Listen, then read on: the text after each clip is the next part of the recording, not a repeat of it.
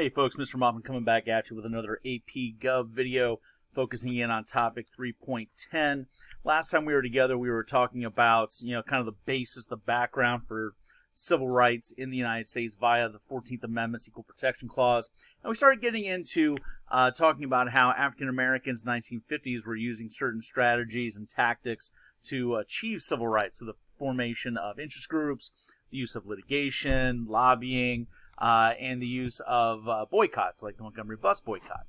Now, we also wrapped up last time kind of defining what civil disobedience was. And civil disobedience is, once again, the idea that you are knowingly breaking laws that you find to be immoral. And by doing so, you are bringing attention to why that law has to be changed because of its lack of morality. Now, Dr. King is going to be a major proponent of the use of civil disobedience to bring attention to the immorality of some laws that existed in the United States regarding racial segregation. Now, notes, once again, Dr. King believes in nonviolent action, nonviolent civil disobedience. So the idea of breaking laws, but doing it in a nonviolent way.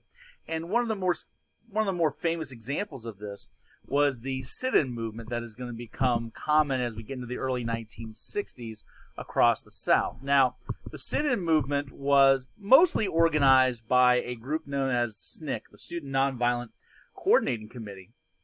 And what these young folks did was try to bring attention to the issues of segregation in the South by showing up at locations that would normally be barred to people of color, like in this case, as you can see here depicted, a lunch counter, and the idea of simply requesting service as any other person would be allowed to do.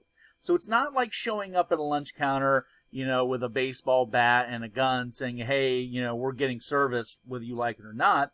No, it's not that. It's showing up, sitting down at the lunch counter, asking for a menu, asking for something to eat, just like any normal customer would. Now, of course, in a segregated lunch counter like this one, here in Greensboro, North Carolina, almost certainly the owners of the establishment would not serve these customers. And what these customers would then do is just simply sit there until they receive service. And this, of course, brings attention to the issue. It forces the government to have to recognize that this is existing, that people are not going to just simply ignore this and just allow this to continue. So sit-ins were a very common form of civil disobedience. Now, sometimes this did elicit a violent response by whites in the community.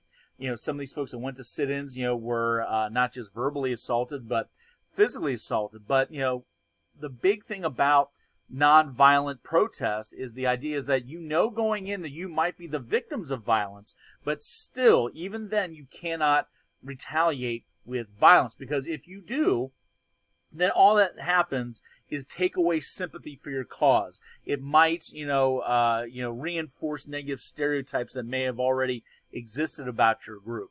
And so what you want to be able to do with civil disobedience that's done in a nonviolent way is simply bring attention to what is the immorality of what the government's laws are and how they're being put in practice. So the sit-in is going to be a very effective and significant form of protest. Now, as we get into the 1960s, Dr. King has become more and more of an important figure in the fight for African American civil rights. And we have seen some progress being made. Brown versus Board has begun to integrate the schools. We've seen the buses begin to be integrated because of the Montgomery bus boycott and the Freedom Riders movements. But still, though, segregation on the whole was still the law in southern states. And Dr. King is going to be committed to continuing that fight until these laws change, until there's a real Civil Rights Act that abolishes segregation forever. And as far as he was concerned in 1963, if you're going to bring attention to the evils of segregation, you got to go to where it is being applied in the most cruel and harshest place in America. And as far as he was concerned, that was Birmingham, Alabama. And so he will organize a nonviolent protest march in the city. Now, the city leaders will tell Dr. King that he does not have a legal permit to march, that if he does march, it will be considered, disturbing the peace, and that he and his supporters will be arrested as such. But once again, this is a nonviolent attempt to bring about attention to something that is immoral, and that is segregation.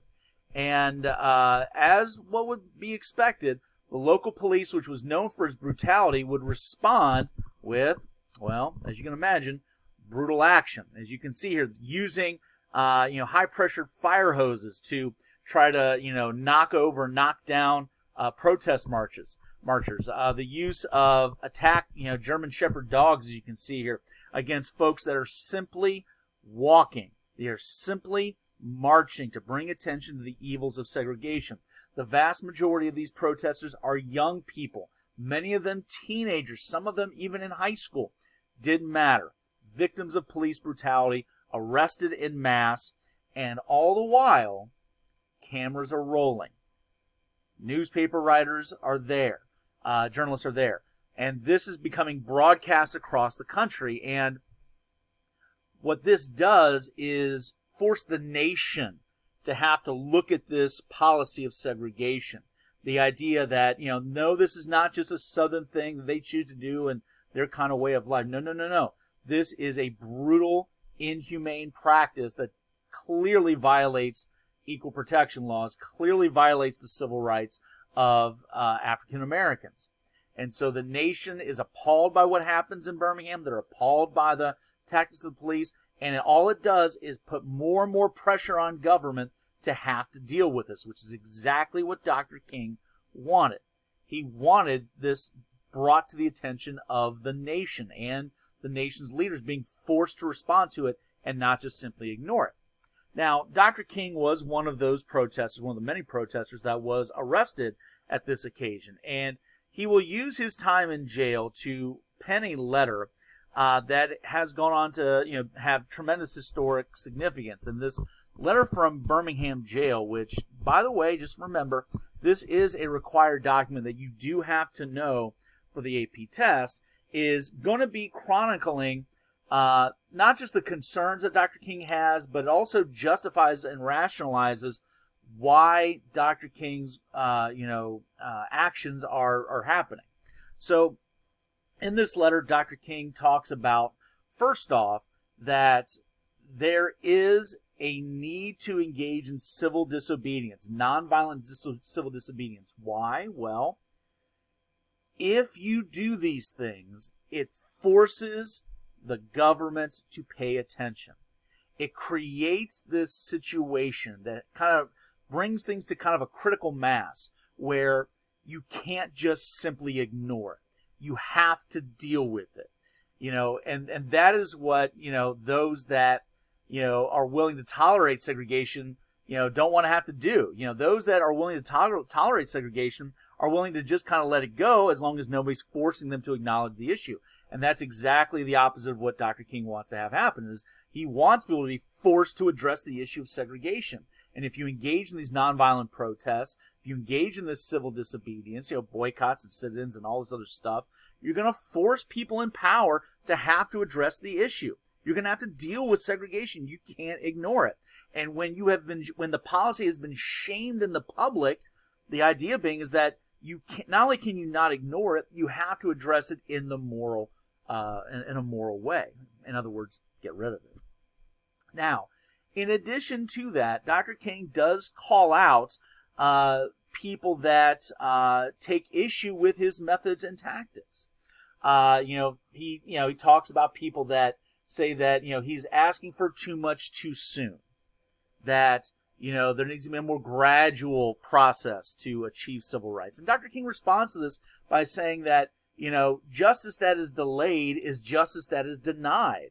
If this is something that you are entitled to, then there's no rational acceptance for delaying something. If it's something you're entitled to, you should be able to enjoy it right now. And there should not be a necessity for gradual, long-term enjoyment of something that you should always be able to enjoy. So, he kind of explains why this has to be done right now, that you can't delay it. He also, worries about people that are in the white community that are willing to show support for what Dr. King's doing behind the scenes, but are too nervous to do so in public out of fear of, losing political power, losing support, amongst other whites in America. And, he kind of, criticizes these folks as, being more really part of the problem than the solution. That if you're not willing to get out onto the streets and actively and publicly fight for equality, then you're not really helping the cause. You're just allowing this problem to continue and fester. And the more that people ignore it, the longer this is going to stay a problem. So, he's calling out folks that are moderates on the civil rights issue, both black and white, and saying, listen, you got to get involved. And in fact, he also includes a bit of a warning in this. He basically says that if you do not support this non-violent way of trying to fight for civil rights, and it doesn't work, and if it doesn't work because people don't get out and support it, then he kind of warns America saying, listen, if this doesn't work in this manner, those that are wanting civil rights are not going to just simply walk away from this. If nonviolence doesn't work to achieve their goals, he says that people are more willing to get involved with more radical groups that are more willing to use violence to achieve their ends. And that's kind of a wink and a nod to the emergence of groups like, say, the Nation of Islam, which is, also existing, led, or at least publicly led by Malcolm X, and, certainly has a much more radical militant tone to it, talking about racial separation and a willingness to use violence to achieve their goals. And so Dr. King kind of says, listen, if you don't get on board with this, using these tactics, it's going to get worse. You're going to have people that are going to be involved in violence to achieve these goals, which is something that he's saying, like, you don't really want to have happen. So the letter from Birmingham jail is really important in terms of kind of explaining the rationale for what Dr. King's doing and why, and, kind of putting pressure on those that, have kind of been, soft on being active in trying to address this problem. Now, as we said before, all of this is being done at the time to put pressure on Congress to pass what is going to be a civil rights law that would abolish segregation by law, that would abolish discrimination and hiring practices based on race, etc., etc. And yes, all these things that have been done so far have been effective. The use of boycotts and sit-ins and protest marches and things like that. But there's going to be an even grander event that is going to be organized in Washington later on that year, and this is known as simply the March on Washington. And we're going to be seeing well over 100,000 people show up at the nation's capital, right at Congress's doorstep. Clearly done on purpose to say, listen, Congress, we are talking to you. We are demanding that you take the steps to do what is right, to do what is necessary to end segregation, pass a civil rights law. And, this is kind of, this is really using that power. And once again, this is a nonviolent protest rally. And so you're going to be using the use of, pressure via speeches and big public events to be effective. And of course, those of you that, probably know for the most part, this is going to be the location for the famous I Have a Dream speech by Dr. King, which is going to be broadcast, across the nation. So be aware of, the different tactics and strategies and the rationale behind that to try to put pressure on government to change the laws in order to protect, or really establish in many respects, civil rights for, in this case, African Americans. Okay? We'll see you next time. Bye-bye.